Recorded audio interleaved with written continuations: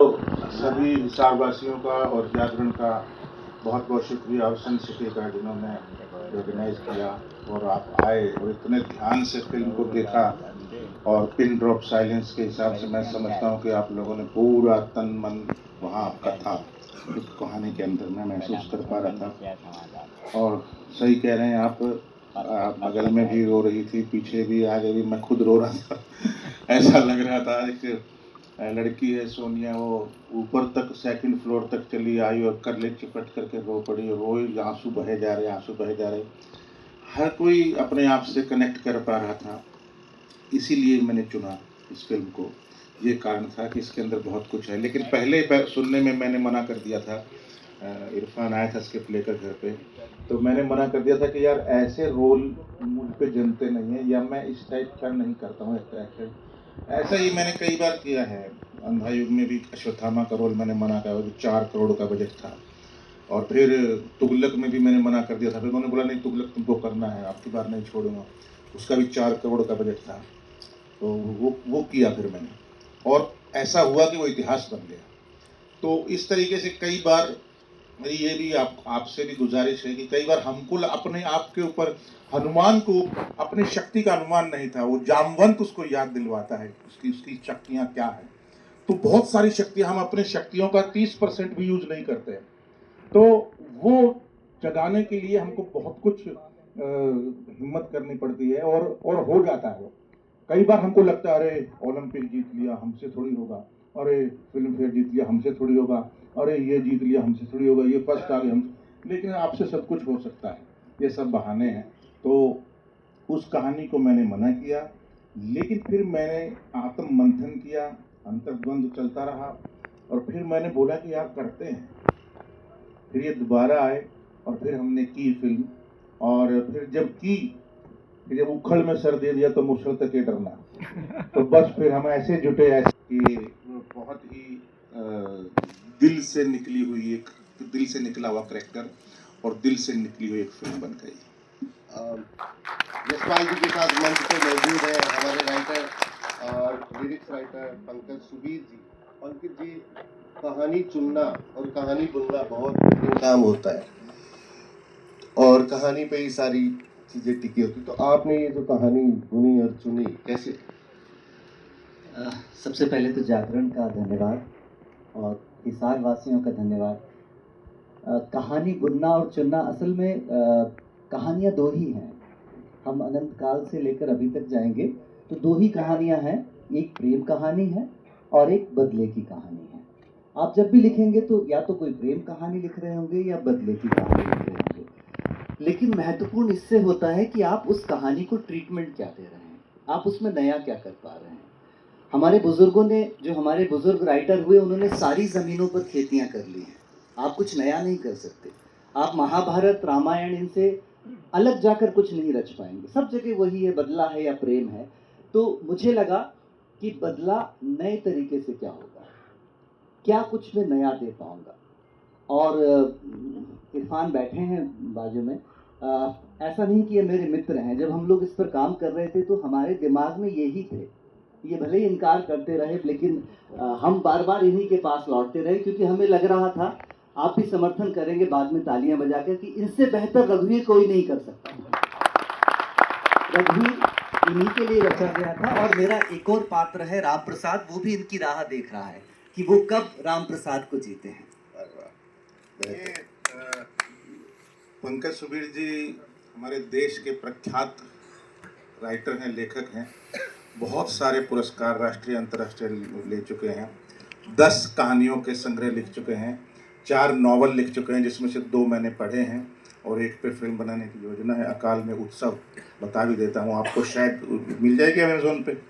अगर आपको अच्छी किताब पढ़नी है तो इनके पंकज सुबीर जी के नॉवल या कहानियाँ पढ़िए, आपको आपको कमाल, मतलब आपकी ज़िंदगी बदल जाएगी, सच बता। मेरा सवाल डायरेक्टर इरफान खान जी से है। इरफान जी, आपने इस फिल्म को जब पढ़ा, इसकी जब आपके पास आई स्क्रिप्ट, तो आपको क्या लगा कि ये किस दिशा में जाएगी, और क्या आपने एक अच्छी कहानी को चुन ली है, और ये इस पूरी फिल्म का प्रोसेस क्या रहा? यशपाल भाई के बारे में ये कहा जाता है कि ये अपने व्यूज़ भी फिल्मों में देते हैं, और आपको तो पता ही होगा सबको कि हरियाणवी फिल्मों के अंदर हरियाणवी शब्दों का जो प्रचलन इतना ज़्यादा है आज, उनकी शुरुआत यशपाल भाई को ही जाती है।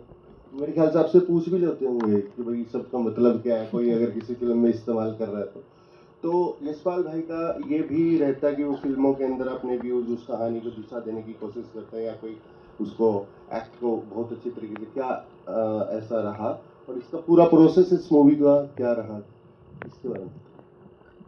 आप सबको नमस्कार हिसार जागरण की पूरी टीम, जागरण को थैंक यू सो मच जो इतना बड़ा मंच हमारी फिल्म को आप लोगों ने प्रोवाइड किया।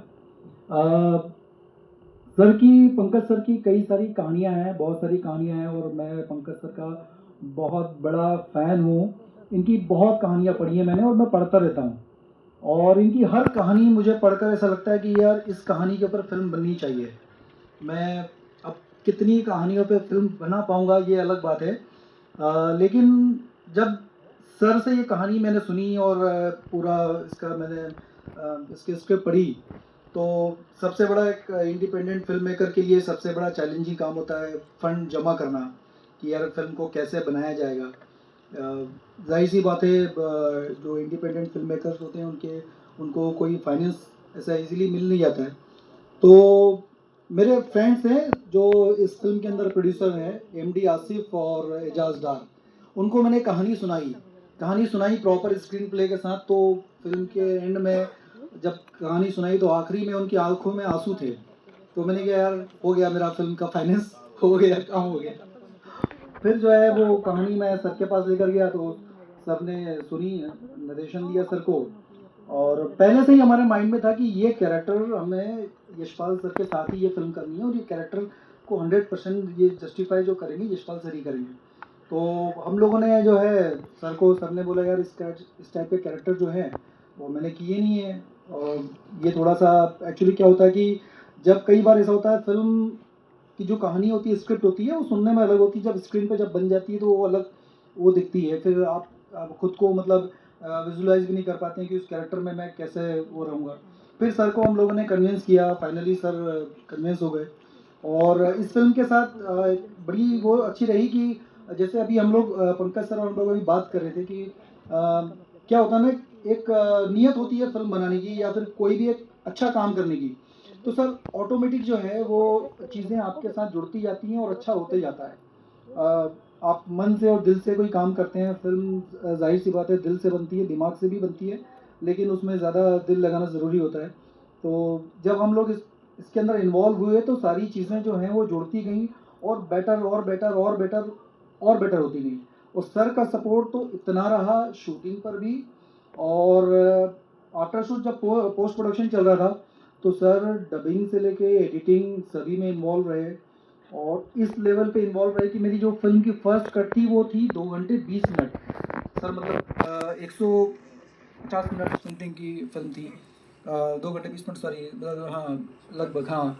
तो उसको एडिट करते करते करते करते वो फिल्म हो गई 1 घंटे 44 मिनट्स समथिंग, 43 अभी तो हुई है। फिर लास्ट में अभी जस्ट 2 दिन पहले फिर से सर ने 1 मिनट का भी वापस ट्रिम करवाया उसको, और फिल्म जो है जस्ट हम लोग कल हम लोग शाम को आए और सुबह 4-5 बजे तक फिल्म का काम हुआ है, फिल्म अपलोडिंग हुई है। तो सर ने यहाँ तक सर ने उसको लेकर आया, उसको एडिट किया, क्योंकि जाहिर सी बात है सर ने जो इसके अंदर जितना इन्वॉल्व रहा है, और सर ने इतना काम किया है थिएटर से लेके सिनेमा, बड़ी बड़ी फिल्में और बड़े बड़े कैरेक्टर। जब हम लोग स्कूल टाइम में थे सर लगान जैसी ऐतिहासिक फिल्म कर चुके थे, तो इतना एक्सपीरियंस वो सर का हमारे साथ जुड़ा, और जो रिजल्ट जो आपने देखा मेरे पैर कब्र में लटके हुए हैं। तो सर का बहुत सपोर्ट रहा, सर की राइटिंग, गाने, सब कुछ। तो सर इस फिल्म को सभी लोगों ने बहुत मेहनत की, और रिजल्ट आपके सामने है सर। और सबसे बड़ा अवार्ड जो ऑडियंस में जो कुछ हमारी बहनें हैं, कुछ दोस्त हैं, उनकी आंखों में आंसू था, वो सबसे बड़ा अवार्ड था, और हमें लग रहा था कि वो हमारी फिल्म की जीत है।